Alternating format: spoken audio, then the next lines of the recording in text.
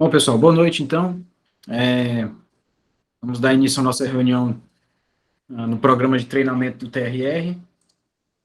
Hoje, hoje a gente vai receber a doutora Sara Muse, que tem especialidade de clínica médica pelo HGF, é geriatra pelo Hospital Universitário Walter Cantídio e mestranda também, né, Sara? Mestranda em Educação e Saúde e atualmente é diarista da Unidade de Cuidado Paliativo do HGF, certo? Hoje teremos uma aula. Primeiramente, eu gostaria, na verdade, de agradecer bastante a Sara, a disponibilidade, o interesse e o empenho de preparar um material para a gente que é realmente bastante individualizado, que é uma realidade que a gente enfrenta nos plantões do TRR, né? E que são perguntas, a Sara vai abordar hoje alguns pontos, algumas perguntas que geralmente vêm à cabeça da gente quando está de plantão no TRR se depara com uma situação de um paciente com cuidado paliativo, ou quem sabe um possível candidato a cuidado paliativo que porventura não foi avaliado, não foi bem abordado pelo assistente, enfim. São situações aí diversas que teremos hoje o prazer de aprender. Obrigado de novo, Sara. Agradeço novamente, estou muito satisfeito com a disponibilidade e esse momento vai ser realmente muito engrandecedor para todos nós. Pode ficar à vontade. Boa noite a todos. Eu agradeço o convite, Rafael. Muito bom falar sobre esse tema. E eu realmente espero que seja bem proveitoso para vocês aqui, a apresentação. Então, vamos lá.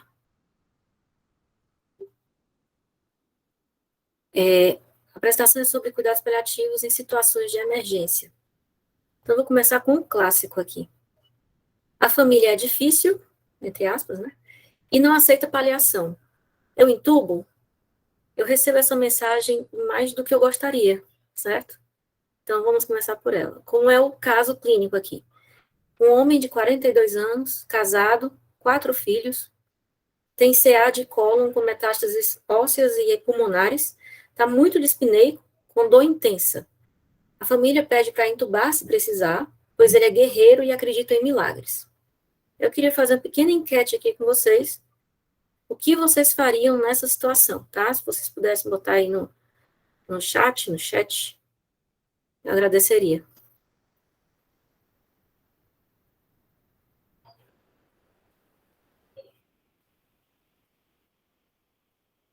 Então, opção A, intubação, analgesia e solicitação de UTI. B, analgesia, investiga a causa da dispneia, resgata valores do paciente para o plano terapêutico. E C, não intuba, evita nova conversa com a família e pede parecer de CP. CP aqui, cuidado paliativo. Por enquanto, só a letra B aqui no chat. Só a letra B.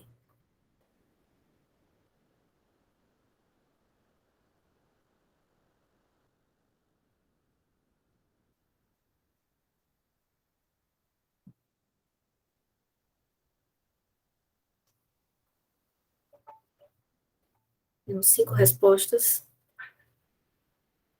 Tá bem. Eu vou passar adiante e mais tarde eu dou o gabarito, tá certo?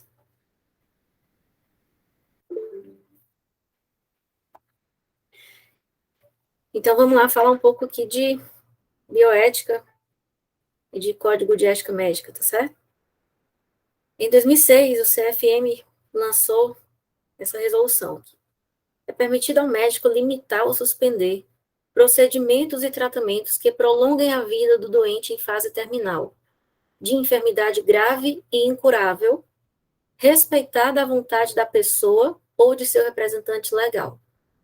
Certo? A gente vai pegar essa frase para destrinchar um pouquinho como é que se dá isso na prática.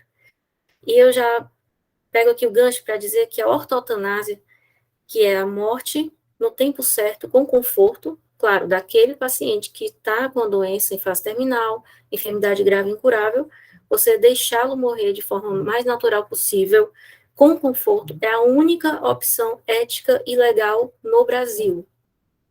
Tá certo?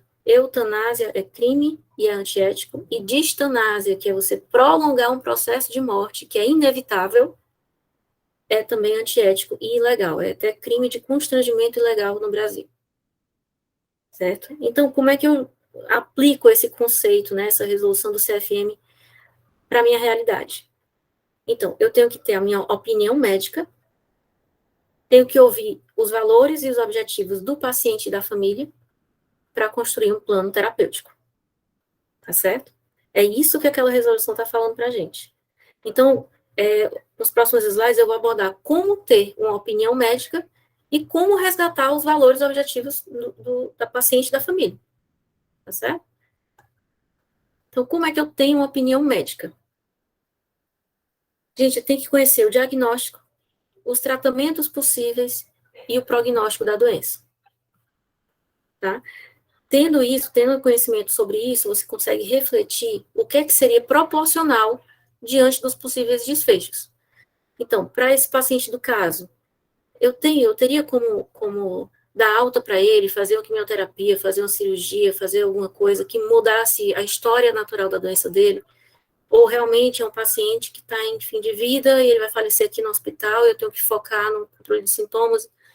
Então, nada que vá contra o controle de sintomas poderia ser aplicado, não valeria a pena começar a hemodiálise porque é desconfortável, enfim. Você vai parar com esse conhecimento todo e vai refletir sobre o que seria proporcional diante dos desfechos possíveis, certo? Então, esse quadro aqui, até a minha amiga Dione, que está aqui assistindo a aula, ela acha muito chique, eu acho chique também. Muita gente não sabe a história natural das doenças que a gente tanto trata, tá certo? A história natural. Claro, de doenças que não vão ter o tratamento curativo. E é importante a gente saber. Então, aqui, vocês conseguem ver meu cursor? Acho que sim, né? Sim, doutora. Beleza. Pronto. Então, aqui é o tempo e aqui a funcionalidade do paciente. Funcionalidade significa o nível de atividade que ele consegue fazer, que ele consegue realizar. Tá bom? Essa daqui é a curva da história natural do paciente com câncer, que não vai conseguir ser curado. Tá bem? Então, ele começa ao longo do tempo com funcionalidade até boa. Né? Nossos pacientes, às vezes, chegam já com funcionalidade bem ruim no hospital, para ser diagnosticado ainda, mas, enfim. Geralmente, os pacientes oncológicos têm um diagnóstico com funcionalidade ainda boa. Essa funcionalidade vai caindo um pouquinho. Tá? E, de repente, ele desce a ladeira. Essa é a famosa ladeira que tanta gente fala. Não existe prazer, ladeira está aqui. Então, para o paciente oncológico, a queda da funcionalidade indica que o fim de vida está chegando. Isso é muito previsível. Essa ladeira é muito previsível.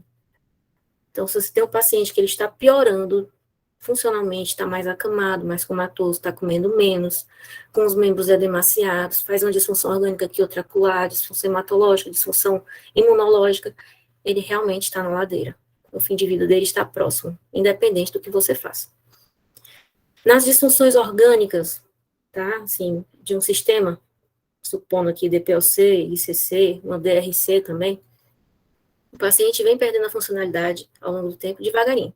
Ele tem exacerbações, vamos supor aqui, pneumonias no paciente em DPLC, né, com enfisema pulmonar. Ele nunca volta para a linha de base da funcionalidade, ele sempre vai perdendo um pouquinho. A cada exacerbação ele perde funcionalidade, volta e perde um pouquinho em relação ao nível anterior.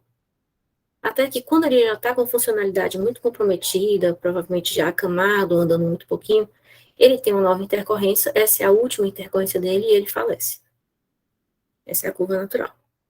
E nas demências e nas doenças neurodegenerativas em geral, o paciente perde funcionalidade e passa muito tempo, certo? Com funcionalidade bem prejudicada.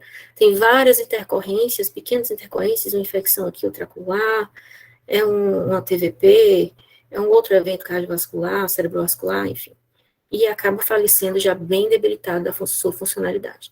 Então, é muito importante, acho que esse é um dos gráficos mais importantes da aula, a gente ter noção de como as doenças se comportam. Tá? Então, a gente está tentando formar aqui a opinião médica, só resgatando onde estamos, né? Então, a gente agora já sabe como a doença se comporta, qual é a história natural da doença. Eu conheci o diagnóstico, conheci os tratamentos, pesquisei os tratamentos mais indicados para o paciente, que poderia fazer, e agora eu vou avaliar o prognóstico do paciente. Tem milhares de maneiras de você avaliar o prognóstico. O prognóstico é você tentar descobrir o futuro.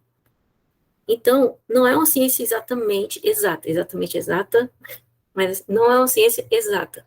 Mas a gente tem scores que estimam para a gente, né, por inúmeros trabalhos de milhares de pessoas, o que provavelmente vai acontecer. E essa avaliação prognóstica. Tem que estar muito bem embasada, essa avaliação prognóstica. Então, vamos lá.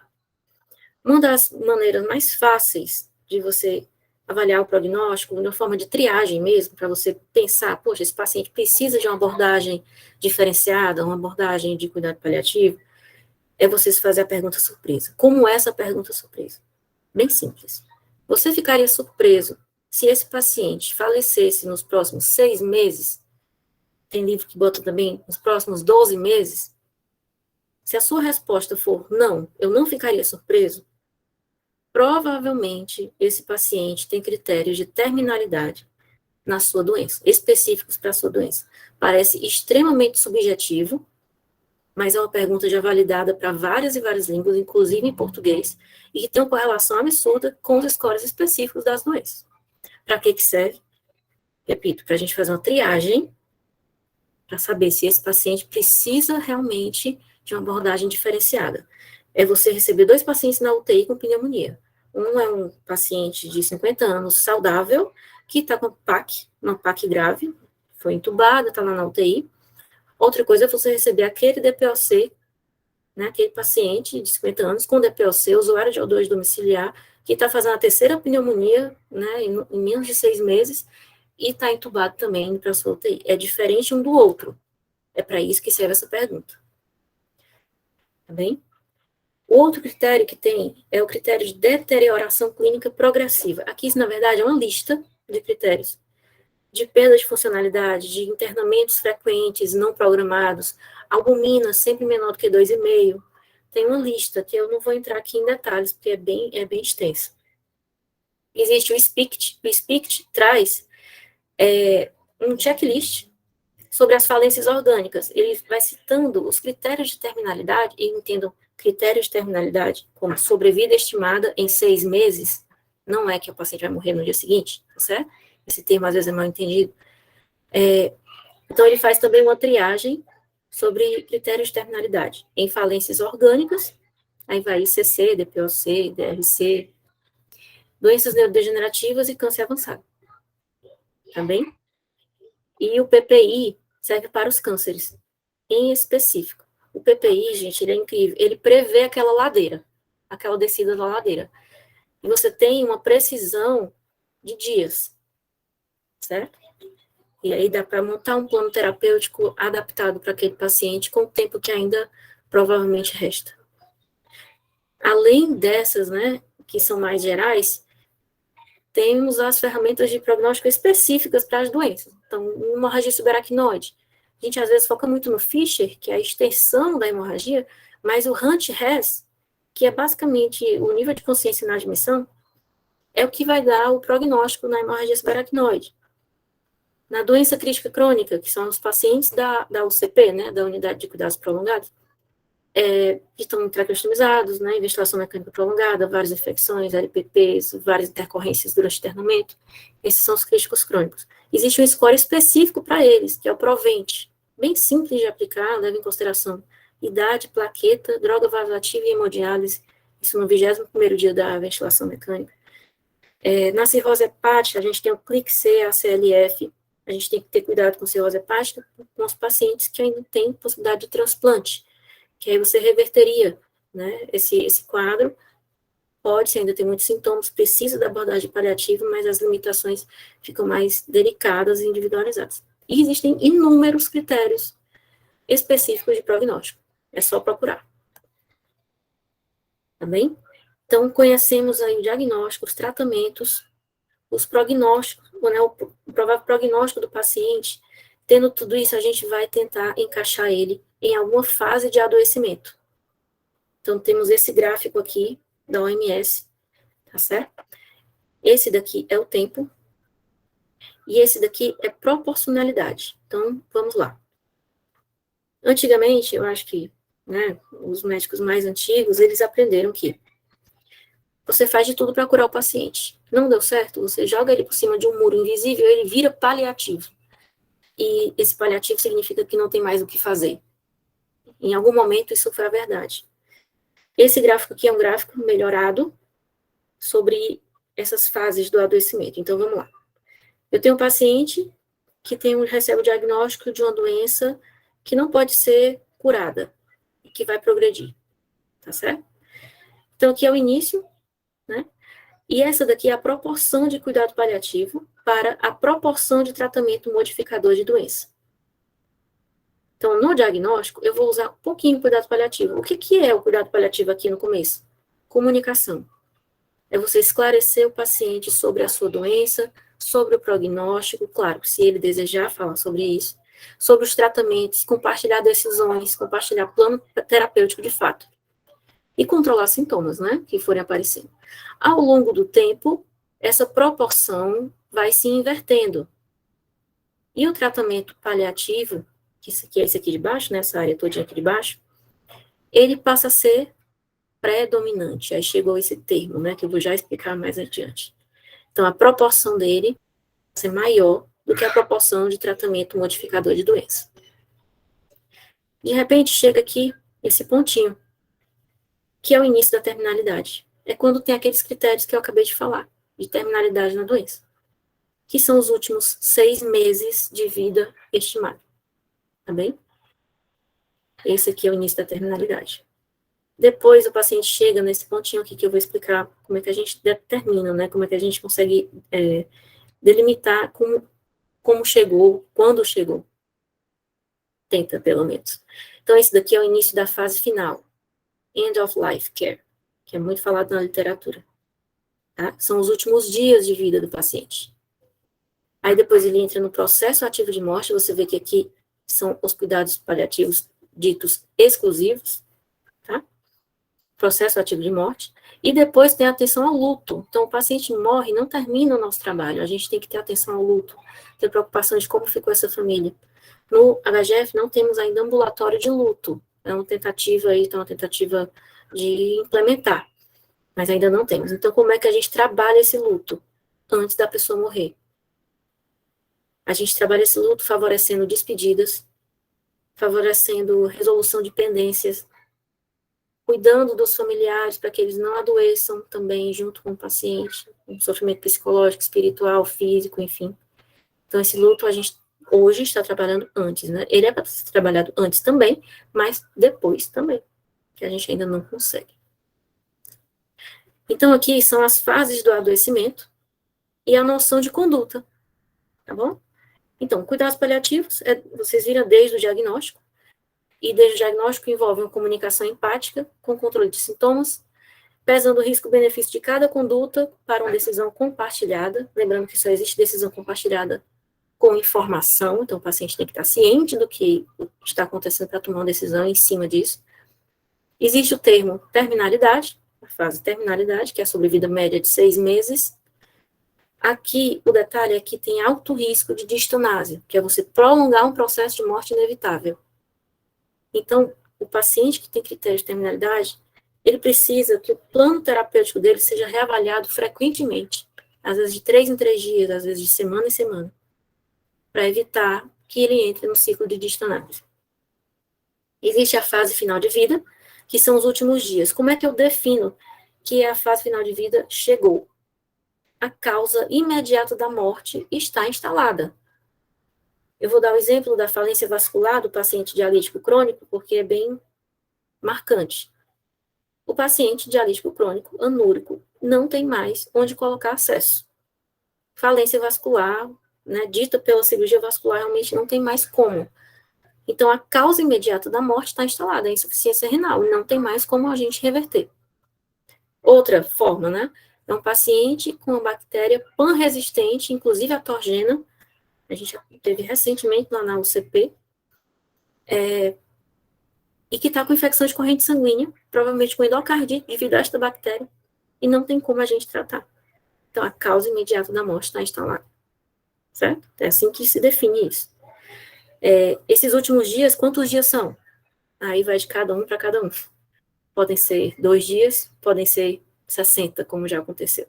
Mas, enfim, últimos dias. É o que a gente consegue estimar. O que é importante na fase final de vida? Controle intensivo dos sintomas e acolher familiares. E a próxima fase é o processo ativo de morte, que são as últimas horas. Aqui, o que vale é o controle impecável dos sintomas e apoio à família. Tá certo? Como é que eu defino que são as últimas horas do paciente? Olha, depois, assim, nenhum dos livros que a gente tem consegue resumir de fato quais são os sinais de processo ativo de morte. Depois de ler 5 capítulos, alguns até recentes, a gente conseguiu elencar 4 sinais que são bem típicos. Tá? Então, assim, para aquele paciente que já está em fase final de vida, quando ele começa a ter queda bilateral da rima labial, a boca fica em formato de meia-lua, começa a ter respiração mandibular, que parece um gasping. O paciente respira, abrindo a mandíbula, às vezes até mexendo o polo cefálico inteiro. A outra, perda da capacidade de fechar os olhos. E a outra são as úlceras de Kennedy, que é a falência da pele. Então, a pele começa a se desmanchar em úlceras. Esses 4 sinais são bem específicos das últimas 48 horas de vida. Tá certo? Existem outros sinais, claro, mas esses são os mais específicos, que a gente pode se deter melhor na prática. E a dúvida de muitos é sobre esses termos aí, né? Predominante, exclusivo, tipo ABCD, nível 1, 2, 3. Pessoal, esses termos, eles foram criados na tentativa de formar protocolos de cuidados paliativos, para dar a ideia daquela curva que eu mostrei para vocês, de proporção de cuidados ao longo do tempo. Eles foram importantes, esses termos, eles são importantes para dar a ideia desta curva, de que não é só o paciente que está morrendo que precisa de uma abordagem diferenciada. O problema é que eles padronizam o impadronizável. Porque tem paciente, por exemplo, que você vai levar para UTI, mas não vai entubar. Tem paciente que você vai dialisar, mas não vai fazer droga vasoativa. Tem paciente que você vai fazer um antibiótico guiado por cultura, se for da corrente sanguínea, mas não precisa ser guiado se for pneumonia. Então, assim, é totalmente individualizado. Você tem noção da fase da doença, da conduta para aquela fase, e aí você individualiza para aquele paciente. Evitem usar esses termos, por favor, porque eles não agregam muita coisa, certo? Então, resumindo, avaliação prognóstica não é adivinhação. É baseada em critérios objetivos. Então, cuidado com a autoprofecia. O que às vezes acontece? Eu acho que aquele paciente que acabou de chegar para mim na sala de parada, por exemplo, é um idoso, caquético, ele provavelmente tem um câncer, porque estava emagrecendo muito, eu acho que ele não precisa ser entubado, não. Aí você não entuba, não trata o paciente da forma adequada, e o paciente morre. Mas você não tinha dado o suficiente para determinar a sua opinião médica. Então, será que ele morreu porque você não fez as coisas que deveria fazer? Foi uma omissão de socorro? Então, muito cuidado com isso. Gente, vocês estão vendo essa janelinha aqui do Netflix? Está aparecendo para mim, não, né? Tá. Não, Saulinha, só pra ti. Tá bom, valeu. Eu já apaguei aqui. Gente, paliativo é diferente de limitações terapêuticas. Se isso ficar claro para vocês, essa aula já teve sucesso. Tá bem? Que fique bem claro isso.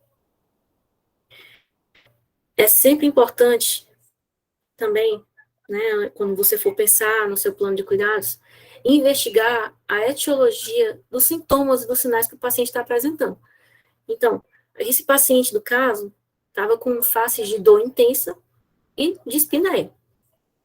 Então, você tem que investigar a etiologia e as características desses sintomas para tratar de forma correta, coerente e rápida. Tá? infelizmente, eu sei que não é da maioria aqui, mas infelizmente há relatos, quando a gente chega nas unidades, de que o paciente está com muita dor, eu chamei o plantonista, mas como ele é paliativo, o plantonista não veio rápido, né, negligenciou, ou então aquilo não foi rapidamente atendido. Pessoal, a emergência do paciente em fase final de vida, em processo ativo de morte, são sintomas. E deve ser tratado como emergência. Tá certo? Investigado e tratado como emergência. Tá aqui, os sintomas são a maior emergência do paciente em fim de vida. Então, você, com esses dados todos, você consegue traçar uma opinião médica. Você reflete sobre o que está acontecendo, a fase de adoecimento, que seria proporcional diante dos desfechos possíveis, e aí agora você vai consultar os valores, os objetivos do paciente e da família. Como é que eu faço isso? Então, aqui foi um curso recente que algumas pessoas da minha equipe fizeram, que foi do Sírio-Libanês junto com o Massachusetts, que era sobre decisão compartilhada. Como fazer isso, né? 3 passos, tá? 3 passos, né? Gente, vocês estão ouvindo gritos, é meu menino que não para de gritar. A mamãe deu chocolate para ele, perdão. Então, primeiro passo, criar um vínculo de confiança. Então, estabelecer um contato visual, às vezes, é uma bênção, tá? Estabelecer contato visual com o paciente, com o acompanhante. Você mostrar que é competente naquilo que você está falando. E se mostrar que está ali disponível. Você cria um vínculo de confiança. Isso não é demorado. Isso, na verdade, é bem rápido, se você fizer da forma correta. O segundo passo é o bloquinho de Lego, que eles chamaram no curso, eu achei muito legal. Porque você pode montar várias conformações com esse bloquinho. Mas o bloquinho é simples. Você escuta primeiro, faz uma pergunta, aí você escuta o que a pessoa tem para falar. Você fala pouco. E depois de falar, você faz silêncio e acolhe emoções. O silêncio e a manifestação de emoção, que pode ser de choro, pode ser de raiva, indicam entendimento profundo daquilo que foi passado. E aí você acolhe emoções, geralmente, depois das emoções, a pessoa volta a falar em algum momento e você começa a ouvir de novo, aí você fala mais um pouquinho e vai montando a sua casinha de Lego, tá certo? Depois que você acha que já está bem alinhado a questão dos valores do paciente, que você perguntou tudo o que queria perguntar, você faz um resumo. E aí a sincronia. Você resume os objetivos e o alinhamento do caminho. E depois registra o plano terapêutico. Algumas dicas, né, aqui sobre isso. Não é um cardápio de opções. Lembra que você tem uma opinião médica? Pois é. Se você tem a opinião médica de que eu não posso entubar esse doente porque é antiético e vai provocar distanásia, eu não posso colocar à disposição da família ou do paciente a opção de ser entubado. Então, essa opção não vai para a conversa. Essa opção não sai da sua boca. Você não pode dizer, você quer que entube? Não, porque a sua opinião médica já filtrou algumas opções. Tá certo? Essa é uma dica importante. Você começa com foco no objetivo e não no percurso.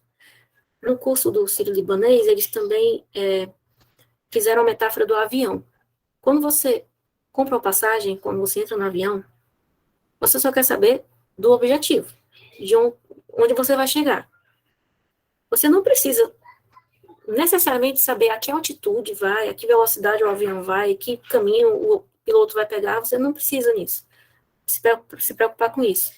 Né? Talvez alguém goste de saber e tal, mas o foco no começo da conversa é no objetivo, é no desfecho possível. A partir daí é que você pode traçar algumas coisas de como chegar lá.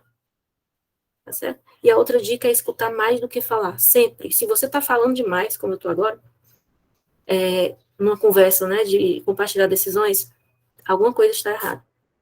É melhor você parar de falar e escutar mais, certo? A conversa está difícil, tem a questão sempre do milagre, né? Sempre é colocada a nossa população muito religiosa, colocada a questão do milagre, não tenho fé, tenho esperança que vai voltar para casa bom, que vai voltar para casa andando, mas doutor, ele realmente não gostaria de ficar assim, né, e tal, Maria, como ele está sofrendo. O nome disso é pêndulo. E já significa que a pessoa está conseguindo vivenciar o luto, tá? O que é o pêndulo? Na mesma conversa, às vezes, a pessoa fica pendulando entre esperança em uma cura excepcional e fora da realidade, e sobre a realidade. Então, na mesma conversa, uma mãe que está perdendo um filho, que foi recente também essa conversa que eu tive, pode dizer, eu já sei que ele vai falecer aqui, eu já sei, meu menino não vai sair dessa não, mas sabe que, às vezes eu tenho esperança que ele vai voltar para casa bem, eu peço a Deus que ele volte para casa bem, mas assim, eu sei, então é um pêndulo eterno. Esse pêndulo é fisiológico. É esperado que as pessoas façam esse pêndulo, porque ninguém consegue ficar direto na realidade, porque é muito doloroso. Você enfrentar a terminalidade é muito doloroso.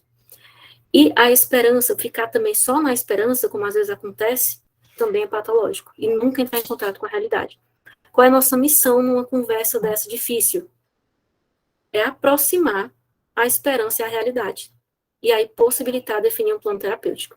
Às vezes isso leva mais de uma conversa, tá? Mas geralmente, com uma conversa, com aquele vínculo, com o bloquinho de Lego, dá certo. Você consegue aproximar os dois.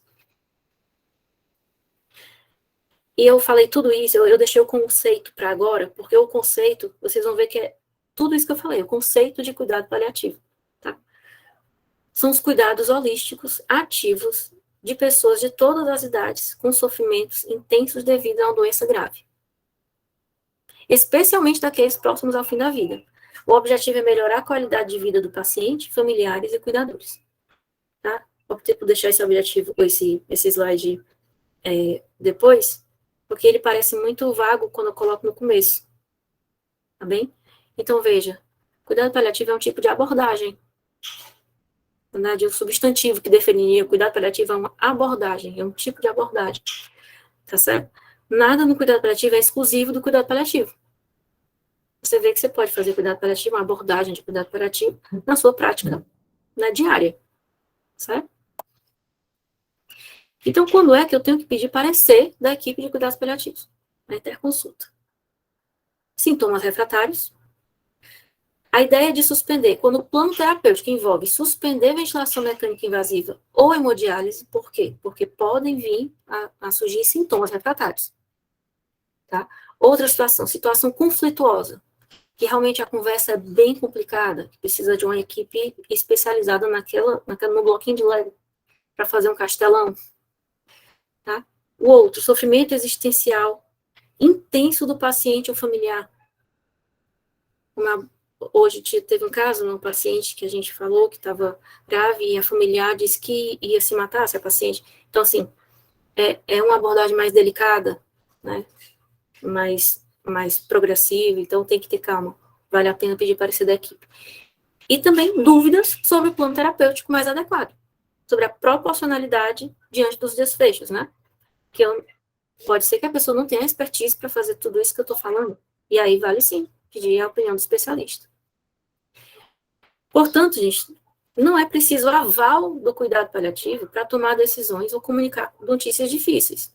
Se você consegue ter uma conversa franca com a família, consegue estabelecer um plano de cuidados para aquele paciente, não tem nenhuma dessas outras indicações de pedir parecer, não precisa. Tá certo? Não precisa mesmo. Não deve existir termo de cuidado paliativo para o paciente ou a família assinarem, porque já é o tratamento adequado. Já é o tratamento adequado.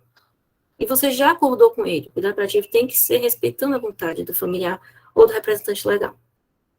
Tá certo? E a outra coisa que eu queria deixar claro é que se não houver tempo ou dado suficiente para emitir a opinião médica estruturada, ou seja, você não conhece bem o diagnóstico, nem o tratamento possível, nem o prognóstico, a gente não pode limitar medidas. Porque aí eu gero uma autoprofecia. Tá bem? Então, a conclusão do nosso caso, depois de tudo isso, era a opção B mesmo, vocês acertaram, né? Tava fácil também. Então, o paciente estava com dor de espineia. Eu vou investigar essa dor de espineia, controlar a dor de dispneia, sempre reavaliar, então não é fazer a morfina e ir embora, você tem que chegar lá, como é que foi, passou e tal, porque se não tiver passado, você vai fazer o resgate. Se for um derrame pleural, você vai ter que funcionar esse derrame pleural para fazer uma toracocentese de alívio. Mas se for um edema agudo de pulmão, você vai tratar como edema agudo de pulmão, então tem que saber a etiologia para tratar de acordo e reavaliar. Você vai conhecer o caso clínico do paciente, refletir sobre o que seria adequado diante dos desfechos possíveis, checar os valores e objetivos do paciente e da família e recomendar um plano e registrar. A opção B. Tá certo? Aí você me pergunta, Sara, mas eles já vieram dizendo que é para entubar. Aí você vai sentar e vai escutar. O que vocês entendem por isso? O que vocês acham que a intubação vai melhorar? Onde vocês querem chegar?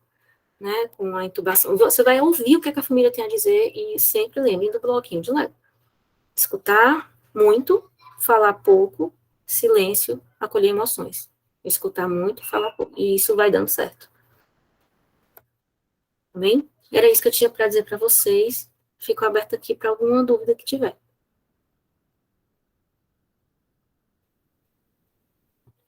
Então,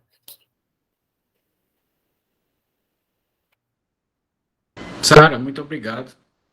Gostei demais. Gostei demais da sua abordagem. As pessoas estão até se manifestando no chat agora também. Eu coloquei, enquanto o pessoal acho que escreve alguma coisa, pergunta alguma coisa, eu queria só fazer um pedido e duas perguntas. Tá? Depois você poderia encaminhar para a gente quais scores naquele processo de julgamento, né, da avaliação médica, para definir a tua avaliação médica. Daqueles scores que você comentou, quais daqueles, não o Hunt-Hess, que seriam da própria doença, em que todo mundo tem acesso fácil, mas eu digo assim, quais aqueles que talvez alguém não saiba, que talvez eu, plantonista, não sei, e que seria interessante que eu tivesse já salvo comigo, enfim, no e-mail, alguma coisa que eu pudesse acessar durante um plantão meu. Claro que previamente lendo e entendendo melhor, certo? Esse seria um posso pedido. responder logo? Pode, por favor. Eu acho que 2 scores importantíssimos são o GoFar Scale. É um site. Certo? Eu vou até escrever aqui. GoFar Scale. GoFar Scale, ele mostra pra gente se a gente vai reanimar ou não o paciente. Então, na hora que a gente tem dúvidas sobre se é proporcional ou não reanimar o paciente diante do desfecho possível, ele ajuda bastante. O que é que ele traz esse score? Ele traz uma pontuação, ele leva em consideração idade, se tem AVC, se tem infecção, se tem disfunção orgânica, se foi um trauma, se foi doença cardíaca, se tem sepse, enfim. Ele vai levar em consideração muitas coisas. E ele vai dar o possível desfecho daquele paciente pós uma parada. Então, o paciente, qual a chance daquele paciente ter qualidade de vida digna depois que voltar de uma parada? Que é o que a gente quer saber de fato. Tá certo? Pois esse score, ele dá isso pra gente. E quando é menos de 1% de chance de qualidade de vida digna, de ter mínimos déficits, né, vamos dizer assim, a gente contraindica RCP. É isso que a gente usa quando tá com dúvida. Tá? O outro score que é importante para o paciente, principalmente oncológico, é o PPI, aquele que prevê a ladeira. Porque muitas vezes a gente chega para ver o paciente que está com câncer avançado, que realmente já foi avaliado pela onco, não tem tratamento curativo, não tem mais status para fazer, enfim. E ele já está no final da ladeira. Você já faz o PPI, ele diz lá, sobrevida estimada em 12 dias. E a proposta da equipe seria dar alta para uma quimioterapia depois, que melhorar, ou então uma cirurgia posterior, alguma coisa bem fora da realidade, sabe? Então, o PPI daria uma ideia realmente de como adequar o plano terapêutico para o tempo que ainda existe, né, estimado. Esses dois são, assim, chaves para você definir algumas coisas. Show, obrigado. Aí eu queria, você poderia comentar um pouco sobre a situação em que eu cheguei no plantão e no momento de tentar fazer a abordagem, tem todos esses pontos que você comentou, mas como lidar um pouco com um pouco de agressividade. Às vezes, seja lá qual foi a causa, foi falha na comunicação prévia, enfim. Mas eu cheguei no plantão, estou avaliando o doente e me deparo com uma certa agressividade. O que você poderia falar para mim a respeito? Se a agressividade não for física, certo? E aí você tem que realmente tomar medidas mais drásticas de chamar alguém para segurança. Tive até uma situação de uma reunião familiar que o acompanhante derrubou a porta com uma voadora. Mas, enfim, tem situações realmente que a gente se coloca em armadilhas, né? Bem dizer. Mas eu digo, se criar o vínculo, se você olhar no olho daquela pessoa, sentar e tentar entender o que ela está querendo expressar com aquela raiva, parece coisa de utopia, mas é tão real isso que chega a ser palpável às vezes, sabe? Se você tentar entender o que é que aquela pessoa está passando, você consegue parar a raiva. Você consegue acolher a raiva e aí você começa o bloquinho de Lego. Você meio que escuta a raiva da pessoa. Sabe? Geralmente dá certo. Assim, poucas vezes na vida não deu certo isso. O Olivia levantou a mão. Oi, gente, boa noite, já noite. Boa noite. Eu ia complementar o que a Sara está falando, né? A gente não, até você fazer o que a Sara disse, você não acredita no poder do vínculo. Mas é muito poderoso você fazer o outro perceber que você está ouvindo ele. E é o que a gente mais usa, né, sabe? Assim, se vocês forem perceber a abordagem do cuidado paliativo, é muito do que a gente mais faz, né? O que a gente mais faz é estar... A gente tem 3 minutos para estabelecer vínculo, às vezes 1 minuto para estabelecer vínculo. E o vínculo é o que faz toda a diferença. Basta a gente, às vezes, se colocar um pouco no lugar do outro e perceber como é importante quando você está falando com a pessoa, você está em sofrimento e fala com a pessoa e ela olha no seu olho e diz, né, eu estou vendo você. Né? Isso é muito forte. E quando as pessoas percebem isso, a chave vira mesmo, e principalmente como a Sara falou, né, ouvir. Né? A gente tem um mecanismo que faz a gente falar, e as pessoas querem ser ouvidas, né? O tempo, né, essa correria do hospital faz a gente se colocar nesse lugar. Mas a gente, às vezes, perde muito mais tempo criando posturas que dificultam o trabalho da gente, né? Então, acreditem, testem, né? É importante, é um exercício para a vida. Obrigada. Obrigado. Tem algumas perguntas, eu vou ler aqui no chat. Amanda colocou sobre se teria algum projeto para propagar essa visão mais atualizada sobre o cuidado paliativo no HGF. Bem, acho que nosso trabalho de formiguinha mesmo, diário. Não tem... A gente tentou fazer cursos, né? Teve um curso online, acho que foi ano passado, foi ali? Acho que foi ano passado, teve umas 7 turmas, deu uma boa espalhada aí nesses conceitos novos, mas o que funciona mesmo são os pareceres, e a gente conversar com a equipe assistente e plantando as sementinhas e explicando. Acho que é por aí. Legal. A Lia colocou uma situação muito frequente também são os pacientes com imagem sugestiva de câncer com múltiplas metástases, sem sítio primário ou histológico definido e esclarecido.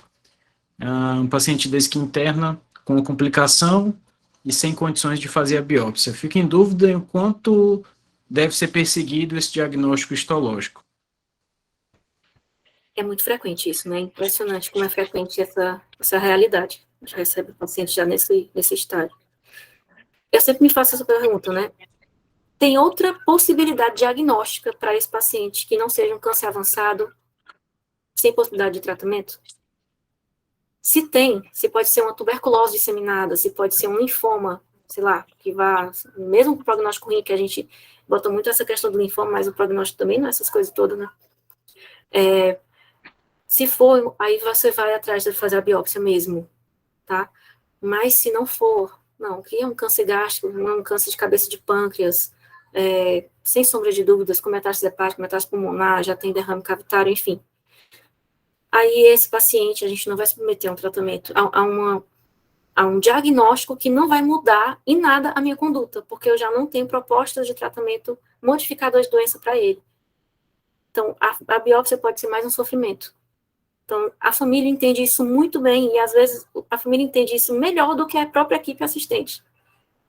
Tá? Isso, aquela lacuna de não ter o diagnóstico gera angústia mais para o profissional do que para o familiar.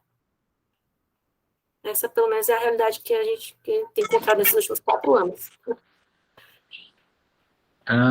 O Alonso colocou uma situação hipotética. No caso que você colocou, a família do paciente tem profissional de saúde e, apesar de várias tentativas de conversa, ele acha que o paciente ainda pode ter alguma chance de sobrevida maior e insiste em OT. Qual seria a melhor abordagem? Olha, quando Pergunta fácil. Essa pergunta é a pergunta de $1 milhão, né? O que fazer?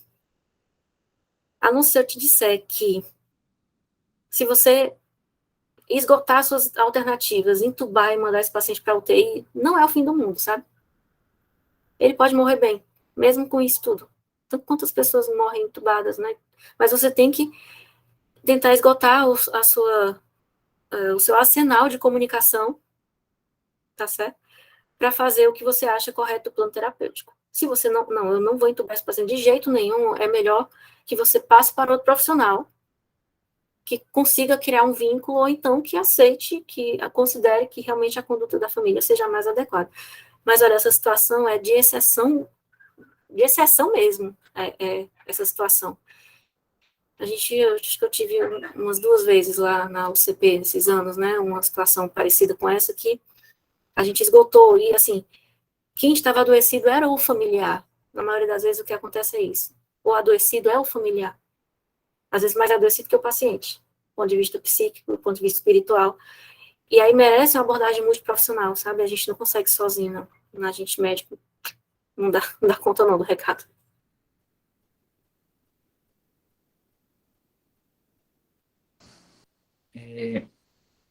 Deixa eu colocar uma outra pergunta. Aqui, a Jaciane. Qual seria a referência desses novos conceitos do cuidado paliativo? Jaciane, todos os livros mais recentes, assim, acho que dos últimos 5, não sei nem se é mais tempo, mas já trazem essa tabela. Aquele gráfico que eu mostrei da OMS é de 2002. Então, é porque é um conceito que está sendo abordado atualmente, mas ele já existe há muito tempo, certo? Existe um entendimento inadequado, eu acho, do que se tratava a especialidade, essa área de atuação. Mas está disponível em qualquer livro, assim, manual da NCP, manual do residente de cuidado paliativo, tem vários e vários livros, né, sobre isso, e trazem esse mesmo conceito. O conceito muda quase todo ano, o último é de 2019, mas uma palavra ou outra só, assim.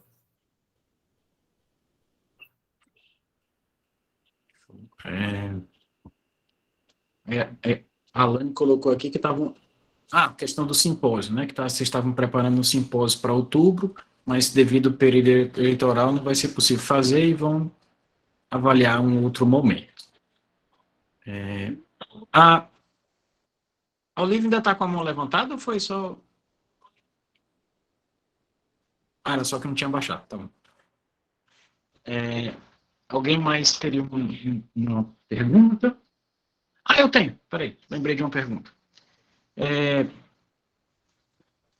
Quem não trabalha, né, quem não é profissional, especialista em cuidado paliativo, é um médico assistente da sua especialidade e tudo, mas a questão da finitude, todos esses processos são extremamente frequentes, sobretudo em hospitais terciários, quaternários, etc. Haveria alguma sugestão eu sei que é uma pergunta muito ampla, mas sugestão sobre como cuidar do profissional? Eu digo assim, vamos supor, às vezes você vê um determinado profissional, por exemplo, vou colocar um oncologista, por exemplo, né, um oncologista que lida muito com isso e acaba, às vezes, endurecendo um pouco a abordagem, ou quem sabe elaborando alguns mecanismos de defesa para não se aproximar demais e tentar atenuar sofrimento e tudo. Por exemplo, já no outro polo, um residente que é muito jovem e que acaba por se envolver, às vezes, até demais e internalizar muito o sofrimento. Como cuidar disso, entende? Assim, Entendo, sugestões de quem é especialista para o não especialista. eu entendo. Eu acho que a Olivia consegue responder isso com mais propriedade do que eu. A Olivia é a nossa psicóloga do cuidado paliativo, e ela que cuida da gente. Gente, eu acho que a gente tem que cuidar da saúde mental, né? Eu sempre digo isso. Quando a gente entra para visitar o paciente, a gente tem que entender que tem coisas nossas e coisas deles, né? E as nossas têm que ficar do lado de fora. É um exercício direto, né? Porque o paciente vai afetar a gente de alguma maneira. E se a gente não olhar para isso, a gente vai subindo muros. E os muros vão subindo, né? O que a gente consegue cuidar da gente no cuidado paliativo, né? Cuidado demais, né? Mas fazendo o nosso possível, o nosso melhor, aliás, nas condições que a gente tem. Então, a gente tenta fazer tudo que a gente pode. Porque quando essa porta se fecha, tudo flui, né? A gente consegue trabalhar o nosso luto. E eu sei que isso não é uma realidade para todo mundo no hospital, mas às vezes olhar no olho do outro é fazer o possível e ficar bem com isso, né? Ouvir aquela família que nunca foi ouvida é importante, né? Tentar lembrar tudo que, né, não esquecer de nenhum detalhe, né? E cuidar da sua saúde mental, né? Compartilhar as suas angústias, compartilhar, né? Na equipe mesmo, é uma coisa que a gente faz muito na equipe, né? Então, assim, não, olha, aquilo foi horrível para mim. E a gente se acolhe, a gente se escuta, e a gente vai dizendo, para mim também não foi fácil, né? As conferências geralmente são muito pesadas, né? Não são fáceis. E às vezes o HGF tem uma característica que os livros contradizem, né? Em relação às conferências familiares. Dizem que o ideal é que você tenha a mesma quantidade de parentes, você tenha de profissionais. E o HGF é totalmente diferente. Quanto mais profissional tem, não que a gente vai encher a sala, mas assim, tendo mais profissionais, a família se sente mais cuidada. Ela percebe que você parou para ver isso, né? E a gente, às vezes, usa muito isso, além de dissipar a energia de sofrimento que aquelas pessoas estão sentindo. Então, você não vira o foco total daquela família, né? Você dissipa e a gente vai estabelecendo vínculo à conferência, né? Tem todas as orientações para participar na conferência, né? Quando os residentes passam pela gente, eles recebem, né? Toda uma orientação, postura, como sentar, como não sentar, falar, o tom, a questão do olhar, né? Então, assim, são detalhes, mas cuidar da saúde mental da gente e compartilhar as angústias, tá todo mundo angustiado. Tem ninguém bem, não. Não tem como estar bem, né? Então, a gente tá todo mundo num barco, num mar meio parecido, em barcos diferentes, mas entrar em contato com isso é importante. Colocar de lado não é uma opção, porque a gente vai subindo muros para se defender, né? Os mecanismos de defesa, a gente não vai ampliando os mecanismos de defesa, a gente vai fortalecendo outros que distanciam. Isso não é bom. Não é bom para o nosso trabalho, não é bom para a nossa família, não é bom para lidar com os amigos, né? Não é bom. Acho que é isso. Beleza, obrigado. Acho que foi o Johnny que levantou a mão. Deixa eu ver.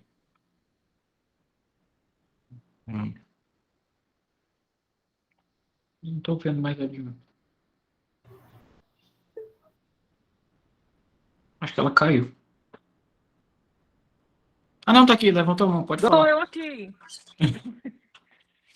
Cara, parabéns pela aula, foi maravilhosa.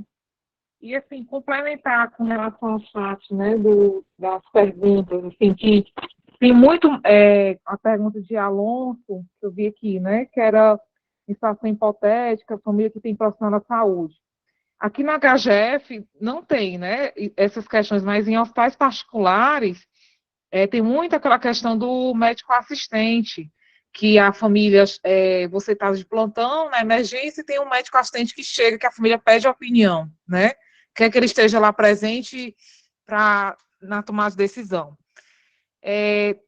Assim, é importante, assim, você poder esclarecer para o médico assistente, né, a não indicação de intubação, mas pela estrutura bioética, é importante que tem que ser respeitado, porque é o profissional que a família confia nele, né? Então, assim, muitas vezes você consegue o meio termo, consegue que não seja entubado, mas na maioria das vezes, por conta do médico assistente, que tem uma visão mais antiga, né? E a família confia nele, é importante que se preserve essa opinião de ser entubado mesmo, viu? Não é o legal, mas muitas vezes é para você até evitar brigas judiciais, coisas assim do tipo. Muitas vezes não é o preto nem o branco, é o cinza que é o melhor caminho para seguir, sabe? É uma coisa bem... Tem que individualizar bem mesmo. Traz a proposta e tenta ver, né? Que o meu tem, mas tem muito isso em hospital particular. Você está no plantão, na emergência, na UTI, e tem aquele médico assistente, né? Mas, enfim, tem que respeitar e priorizar a opinião dele, porque o chefe não está contratando ele, é o médico da família, que acompanha há muito tempo aquele paciente, né? Tem que respeitar, embora não seja a nossa opinião. Ok, obrigado. Deixa eu ver aqui. Acho que não tem... Bom, se não tiver mais nenhuma pergunta, alguém gostaria de algum comentário? Sara gostaria de finalizar? Comentários finais? Eu gostaria de agradecer. Agradecer imensamente a disponibilidade, esse momento que vocês partilharam com a gente. Tenho certeza que vai ser de grande ajuda para todo mundo no resto da vida, na verdade. Se ninguém tiver mais nenhuma pergunta, agradeço novamente e encerramos por aqui. Muito obrigada pelo convite, Rafael. E a gente fica disponível, certo? Nosso serviço, a nossa sala é lá no térreo, perto da patologia, uma sala compartilhada. Mas estamos lá, né? Então, ficamos aí à disposição do hospital todo. Obrigado.